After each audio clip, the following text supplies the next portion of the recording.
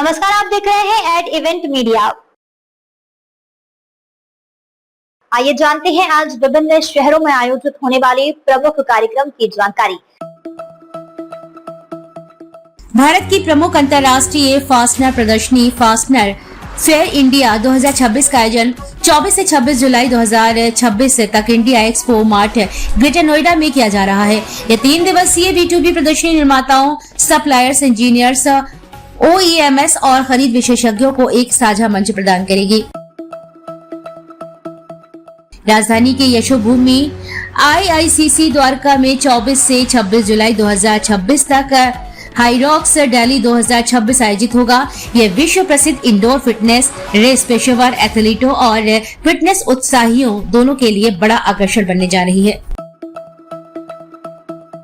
देश की प्रमुख फूड एंड टेक्नोलॉजी एक्सपो 2026 24 से 26 जुलाई तक भारत मंडपम नई दिल्ली में आयोजित होगी। यह 3 दिवसीय B2B प्रदर्शनी फूड प्रोसेसिंग, पैकेजिंग, मशीनरी और खाद्य तकनीकी से जुड़े उद्योगों के लिए महत्वपूर्ण व्यापारिक मंच होगी। आइए जानते हैं खास खबरें। नीट पेपर लीक को लेकर सड़क से संसद तक हंगामा मचा हुआ है। छात्र आंदोलन से शुरू हुए इस प्रदर्शन ने अब राजनीतिक रूप ले लिया है।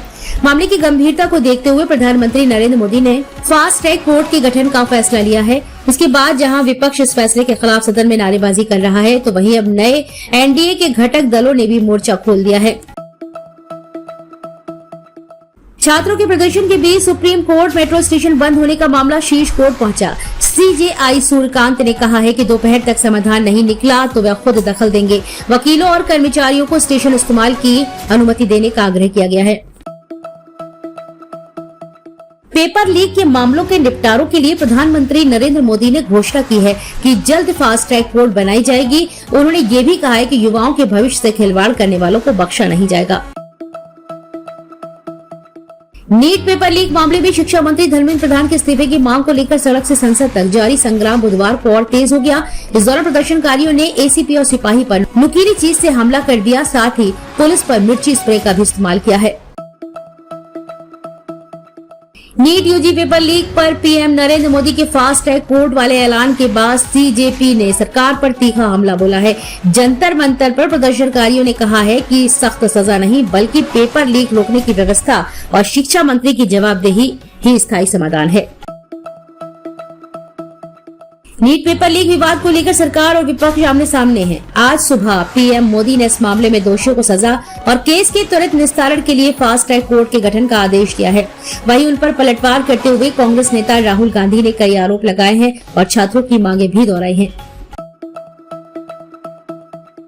राजा रघुवंशी हत्याकांड के आरोपी सोनम रघुवंशी को आज शीर्ष कोर्ट से झटका लगा है। जब उसकी जमानत रद्द कर दी गई, कोर्ट ने 3 हफ्ते के भीतर आत्मसमर्पण करने का आदेश दिया। मुंबई में वायरल वीडियो को लेकर कांग्रेस ने आरोप लगाया है कि प्रदर्शनकारी छात्रों को पुलिसकर्मियों ने झूठे ड्रग्स केस में फंसाने की धमकी दी है। कांग्रेस ने निष्पक्ष जांच और कार्रवाई की मांग की है। मामले पर मुंबई पुलिस ने जांच के आदेश दिए हैं। मानसून सत्र का चौथा दिन है। बीते 3 दिन संसद के दोनों सदनों में विपक्ष का जोरदार हंगामा जारी रहा, जिसके चलते कई बार कार्यवाही स्थगित हुई है। आज भी 2 बार दोनों सदनों की कार्यवाही स्थगित कर दी गई है। दिल्ली पुलिस ने CJP के संसद मार्च के दौरान हुई हिंसा के मामले में अब तक 10 FIR दर्ज की है। पुलिस ने बताया कि पार्लियामेंट स्ट्रीट थाने में 4, कनॉट प्लेस पुलिस थाने में 3 FIR दर्ज की गई हैं। इसके अलावा मंदिर मार्ग, 12 खंबा रोड और कर्तव्य पथ पुलिस स्टेशन में भी एक FIR दर्ज की गई है। अमेरिका से युद्ध के बीच ईरान ने अपनी परमाणु संवर्धन योजना में क्या बदलाव किया है और यह इस वक्त क्यों किया गया है? क्या ईरानी सुरक्षा बल अमेरिका से संघर्ष की अपनी नीति बदलने की तैयारी कर रहे हैं? इसके अलावा अमेरिका की तरफ से हाल ही में सऊदी से जो परमाणु समझौता किया गया है, उसका सार क्या है? क्या इससे पश्चिम एशिया में शक्ति का संतुलन बदलने की कोशिश की जा रही है?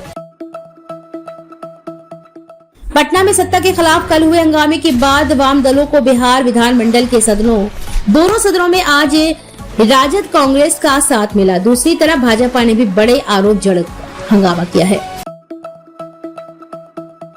दिल्ली में जंतर मंतर पर सीजेपी का प्रदर्शन जारी है। विरोध प्रदर्शन ने बुधवार को एक बार फिर हिंसक रूप ले लिया है, जिसमें पुलिस कर्मियों पर पथराव और बोतलें फेंकी गई। इस दौरान पंजाबी बाग के अतिरिक्त पुलिस उपायुक्त जयप्रकाश के माथे पर पत्थर लगने से मामूली फ्रैक्चर हुआ है। इस बीच पीएम मोदी ने पेपर लीक केस में पहली बार पोस्ट किया है।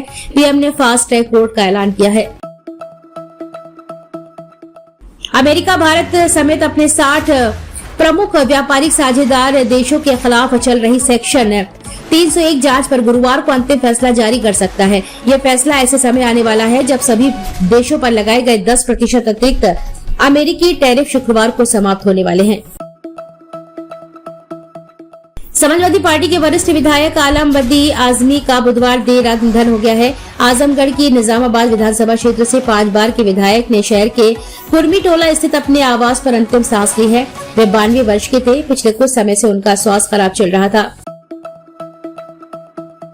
अमर उजाला मेधावी छात्र सम्मान समारोह में विद्यार्थियों का पंजीकरण सुबह 10 बजे से शुरू हो गया है। कार्यक्रम में प्रदेश के विभिन्न जिलों से चयनित छात्र छात्राएं, उनके अभिभावक, शिक्षक और शिक्षा विभाग के अधिकारी भी शामिल हुए। कांग्रेस के सामने बड़ी चुनौती यह है कि अधिकांश शिक्षण संस्थानों में या तो भाजपा अथवा वामपंथी छात्र संगठनों का दबदबा है। एनएसयूआई का प्रभाव अब वैसा नहीं रहा जैसा कभी हुआ करता था। ऐसे में केवल राहुल गांधी के बलबूते पार्टी इस मसले का कितना सियासी फायदा उठा पाएगी, ये देखने वाली बात है। अब बात करते हैं मौसम की। दिल्ली में आज का मौसम हल्की बारिश और गरज के साथ बौछारें लेकर आया है, जिससे तापमान में गिरावट दर्ज की गई है। देहरादून में आज भारी बारिश और आकाशीय बिजली चमकने का येलो अलर्ट जारी किया गया है। पंजाब में आज रुक रुक कर हल्की से मध्यम बारिश और गरज के साथ बौछारें गिरने का दौर जारी है, जिससे लोगों को भीषण गर्मी से राहत मिलेगी। उत्तर प्रदेश में आज मानसून की रफ्तार थोड़ी धीमी पड़ गई है, जिससे भारी बारिश से राहत तो मिली, लेकिन उमस और चिपचिपी गर्मी ने लोगों की टेंशन बढ़ा दी। मध्य प्रदेश में आज मानसून पूरी तरह से सक्रिय है और राज्य के किसी भी हिस्से में सूखा रहने की संभावना नहीं है। आइए जानते हैं आज का राशिफल।